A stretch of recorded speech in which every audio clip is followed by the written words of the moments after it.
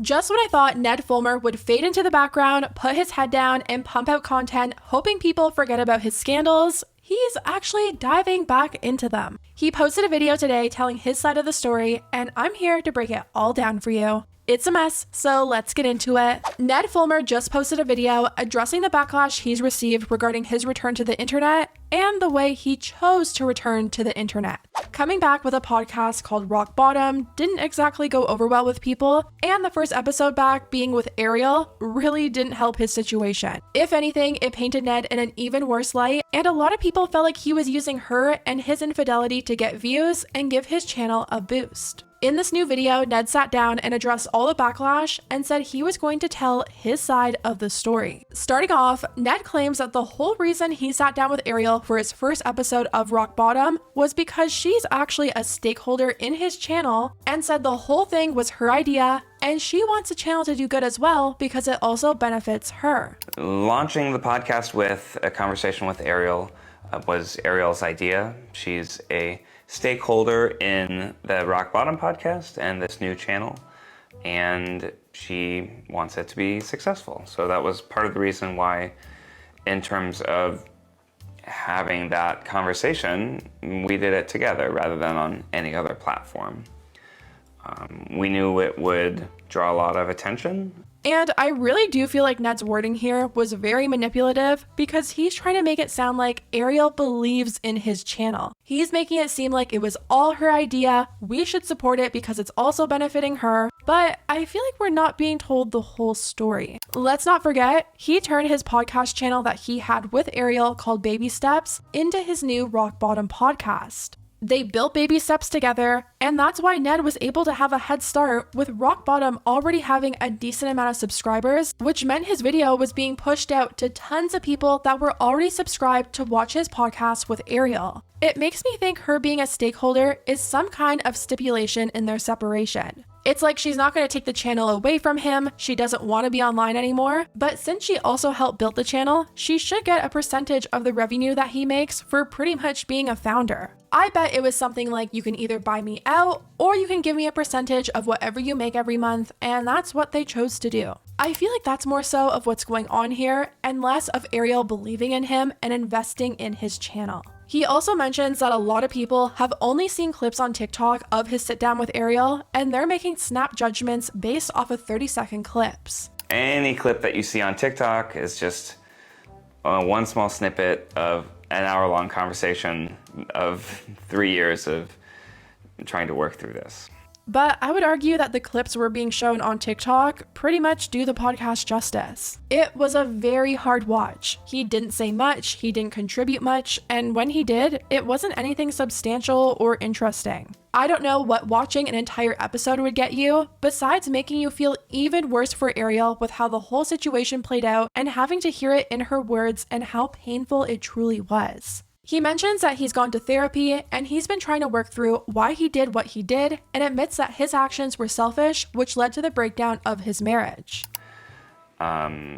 This involved a lot of facing rationalizations, denials, minimizations, all of these mental clouds that help you continue behavior that you know is hurtful, and you still do it anyways.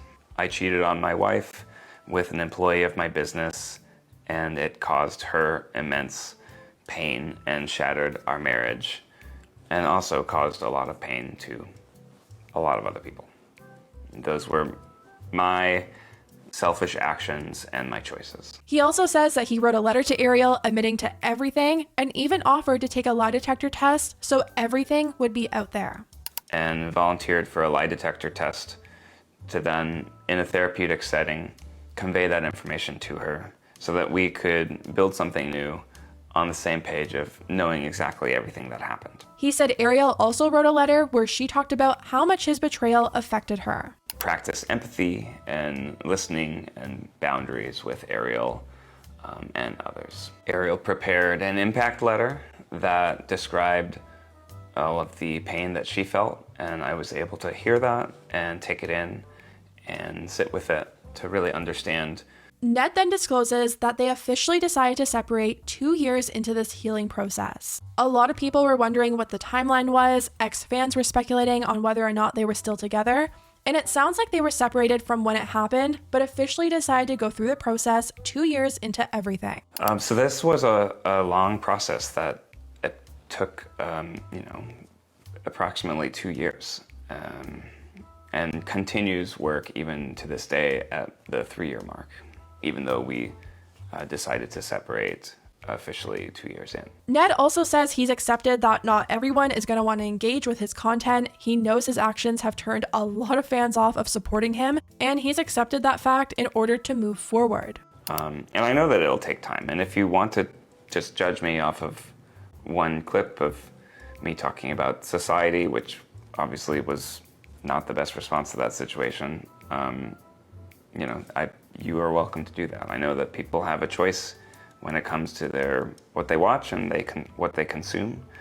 And if people don't want to continue engaging with me on the internet, then that's a consequence of my actions and something that I have accepted.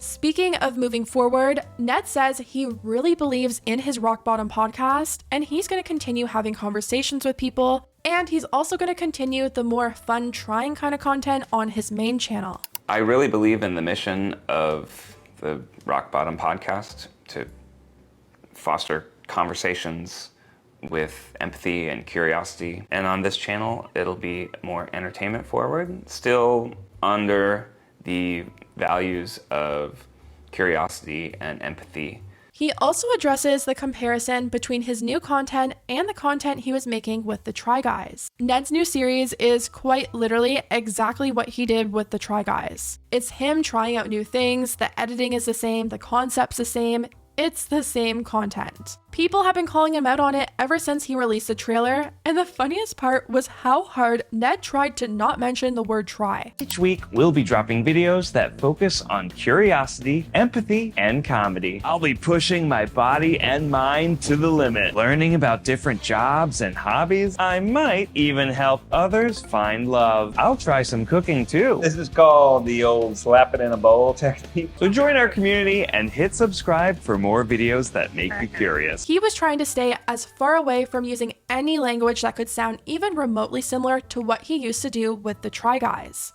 In his description, he said, "I'm so excited to finally share more of what I've been working on over the past couple of years. Making people laugh and learning new things has always been my passion. And this time, I'm taking it to a whole new level with some incredible guests, organizations, and challenges that push me completely out of my comfort zone." The first episode of season 1 drops October 19th, so let's dive in and get curious together. Let's get curious, let's learn, let's laugh. The name of the series is Building a More Curious World. It was so obvious, and people were calling it out, writing, "So basically the exact same thing the Try Guys are doing?" I'm sure there's already a very successful channel of guys that try stuff just like this. Wow, you're a guy trying things outside your comfort zone? This kind of reminds me of a really popular YouTube channel. And Ned addressed all that backlash in this video and actually mentioned the Try Guys and said it's true. He said it's what he loves to do and admits it's not going to be very different from what he used to do with the Try Guys.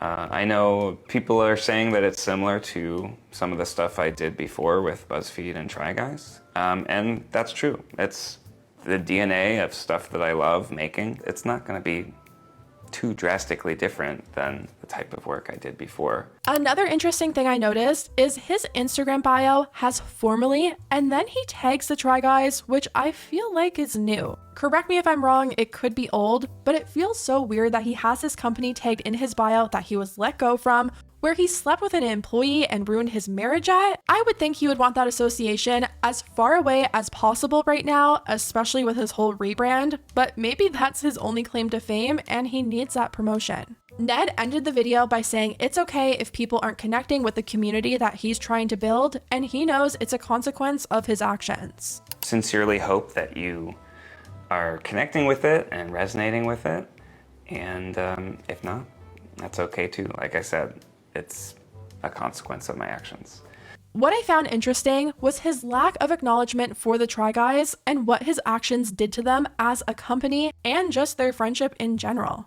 I think it would have been really great to see a statement or an apology for what he put them through, and we know that he put them through it. From being aired out on SNL, being in headlines negatively for months, losing advertisers and sponsorships, having to spend more money on editing Ned out of content that they already pre-filmed, having to scrap entire videos they already filmed, HR fees, probably having to buy Ned out. These are only some of the scenarios I'm sure they faced, alongside losing a friend and having to watch their friend Ariel go through something so horrible so publicly as well. It would be nice to see him publicly apologize in a meaningful way, and a lot of people in the comments are saying that as well, writing, "I would love for you to address what you did to the guys. How could you betray your friends like that and put their livelihoods at stake? They could have lost their business, which would have also affected their families. You talking about Ariel is great, but you had other commitments and promises too that you broke and people you hurt." And so far, this response video doesn't seem to be going over well. A lot of comments are still echoing the same sentiment of Ned going about this return to the internet all wrong, writing, "What I heard. I'm losing viewers and my podcast isn't as successful as I thought it would be. Let me have a pity party to describe all the therapy I did to find out why I was such a shitty person. Also, I better tell everyone Ariel is a stakeholder in the podcast because they will want to watch to support her and bring my views up. Just go a different direction with your life. Being an influencer or a podcaster is not it." It is such a catch-22 situation because if he didn't mention what happened, everyone would be like, how can you come back and not acknowledge anything? But when he does, it feels like he's trying to profit on what he did. I feel like that's why a lot of commenters feel like he should take himself off the internet and do what Ariel is doing and maybe work behind the scenes, but at the end of the day, it's his choice. If he wants to have this Try Guys type of channel, then that's his prerogative, but I really wonder how long it'll be profitable. We talked about this in the last video on him, but these videos are expensive to make, and I feel like that's the whole reason he even put this video out in the first place. He's hoping to have a redemption arc and gain back the trust of his former audience by trying to appear like he's taking accountability, and I guess time will tell if it works out for him. Anyways, guys, let me know what you think about everything down below, and I'll see you next time.